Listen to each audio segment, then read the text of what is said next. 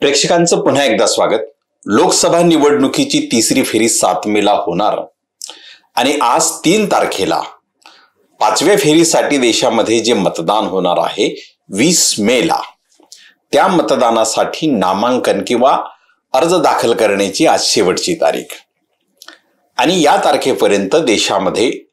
जी राजकीय लढाई आहे ती प्रामुख्याने 2 आघाड्यांमध्ये दिसते आहे। म्हणजे सत्ताधारी भाजप प्रणित एनडीए आघाडी आणि विरोधातील काँग्रेस प्रणित इंडिया आघाडी, या 2 आघाड्यांच्या मध्ये 2024च्या लोकसभेच्या निवडणुका या होत आहेत आणि यामध्ये प्रत्येक राज्याचा एक प्रादेशिक पक्ष सामील झालेला आहे। बहुतांश प्रादेशिक पक्ष इंडिया आघाडी सोबत आहेत आणि काही राज्यांचे सत्ताधारी पक्ष प्रादेशिक पक्ष भाजप प्रणित इंडिया आघाडी सोबत आहेत। या दोन्ही आघाड्यांमध्ये प्रामुख्यानं जी चर्चा होते आहे किंवा निवडणूक ज्या मुद्द्यावर केंद्रीभूत झालेली आहे ते मुद्दे 2 आहेत। सर्वात पहिला मुद्दा म्हणजे संविधान आणि त्यातलाच अनुषंगानं दुसरा मुद्दा म्हणजे आरक्षण। संविधान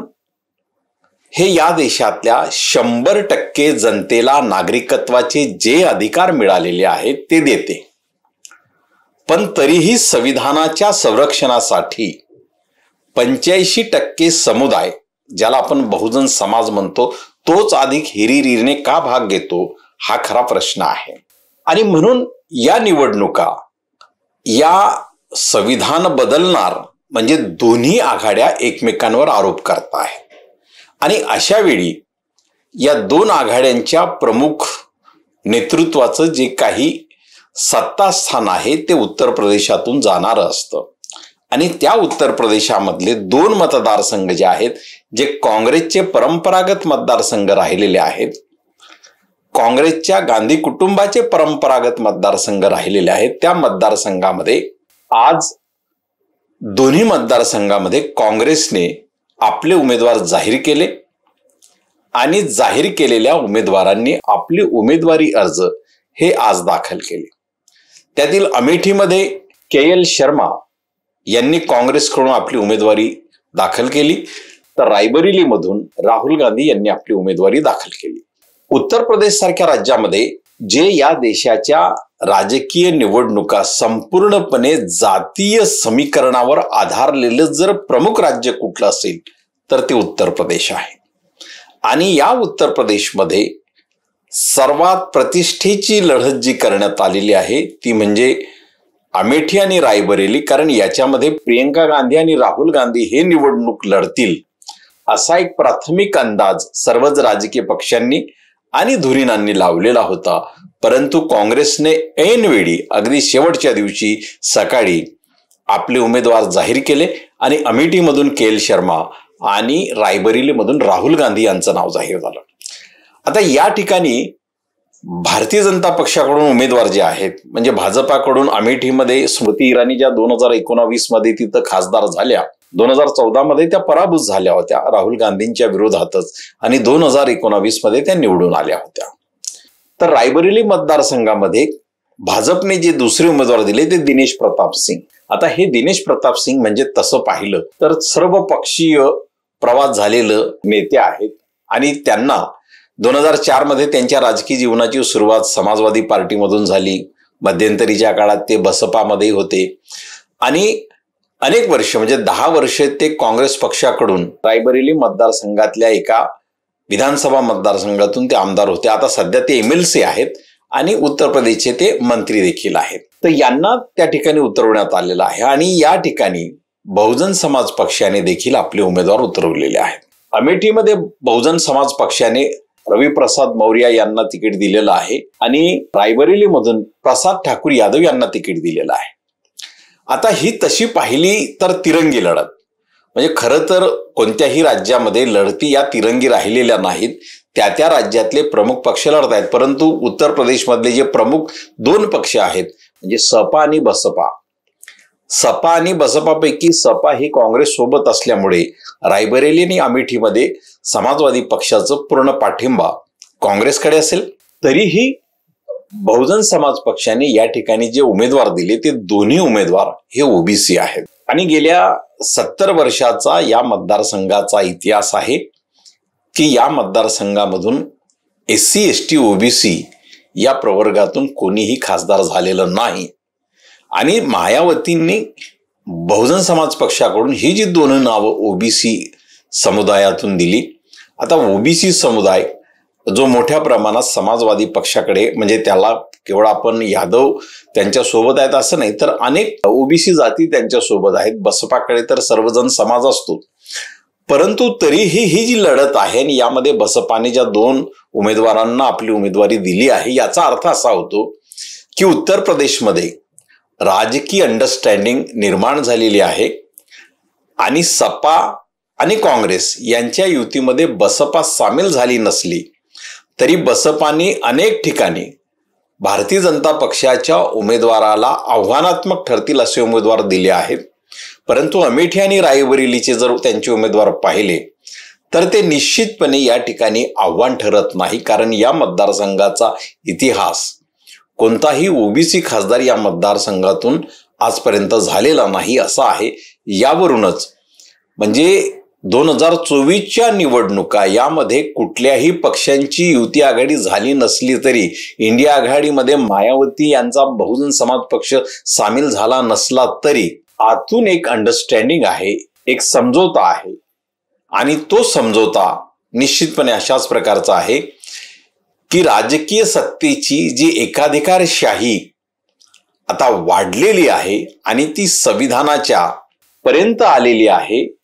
ज्या पक्षाचे खासदार अनेक ठिकाणच्या सभांमधून भारतीय संविधान बदललं जाणार अशी भाषा करता आहेत त्या खासदारांवर कोणती कारवाई होत नाही. त्या खासदारांच्या विरोधात त्या पक्षाचे नेते कोणती भूमिका मांडत नाहीत, केवळ विश्वास देत आहेत की संविधान बदललं जाणार नाही. परंतु जर गेल्या 10 वर्षाचा 9 वर्षाचा इतिहास जर आपण पाहिला तर सार्वजनिक देशातल्या सार्वजनिक उद्योगांचं जे निर्गुंतवणूककरण झालं आहे आणि त्या माध्यमातून जे खाजगीकरण त्याच्यामध्ये मोठ्या प्रमाणात झालं त्यातून आरक्षणाची समाप्ती झाली आणि संविधान हे आरक्षण हे या प्रवर्गांना तर देतेच परंतु समतेचा अधिकार देते आणि तो समतेचा अधिकार अशा प्रकारे अप्रत्यक्षपणे नष्ट होताना जेव्हा दिसतो तेव्हा त्यावर म्हणजे बसपा असू द्या किंवा सपा असू द्या किंवा काँग्रेस असू द्या यांचं एकमत झालं नाही, आघाडी झाली नाही तरी त्यांच्यामध्ये एक व्यवहारी असा समझोता आहे आणि तो समझोता निश्चितपणे त्यांना एकमेकांना शक्ती देणार आहे. त्यामुळे राहुल गांधी यांनी अखिलेश यादव आणि तेजस्वी यादव यांच्याकडे एकच गोष्टीचा सातत्यानं तगादा लावला आणि तो म्हणजे या त्यांच्या युती आणि आघाडीच्या संदर्भात बोलताना मतांचं हस्तांतरण किंवा वोट ट्रान्सफर झाले पाहिजेत. म्हणजे सपाचे जे काही मतदान असेल ते काँग्रेसला मिळावं आणि काँग्रेसचं सपाला मिळावं. म्हणजे यावरती विश्वासार्हता मोठ्या प्रमाणात अवलंबून आहे. मायावती यांचा पक्ष बहुजन समाज पक्ष यामध्ये सामील झाला नसला तरी सपा आणि बसपा यांच्या 2019च्या युतीमध्ये त्यांना 10 जागा या उत्तर प्रदेशातून मिळालेल्या होत्या लोकसभेच्या आणि यावेळी ते युतीमध्ये नसले तरी निश्चितपणे सगळ्यांमध्ये कारण आपापल्या शक्तीला वाचवल्याशिवाय या आव्हानाला परतावून लावता येणार नाही ही जी काही त्यांच्यामधली भावना आणि हा जो एक समझोत्याचा विचार आलेला आहे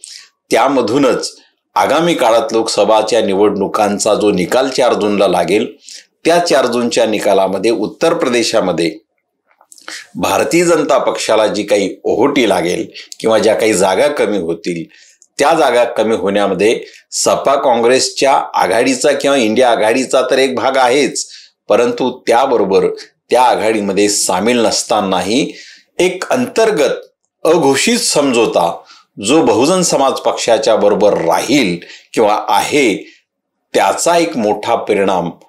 4 जूनच्या निकालामध्ये दिसून येईल आणि हेच अमेठी आणि रायबरेलीच्या निमित्तानं आपल्याला हे म्हणायचं होतं किंवा हे सांगायचं होतं की या मतदारसंघामध्ये बसपाने दिलेले दोन्ही उमेदवार ओबीसी जरी असले तरी ते त्या ठिकाणी फाईट करणारे उमेदवार नाहीत. याचाच अर्थ या तिन्ही पक्षांमध्ये सपा,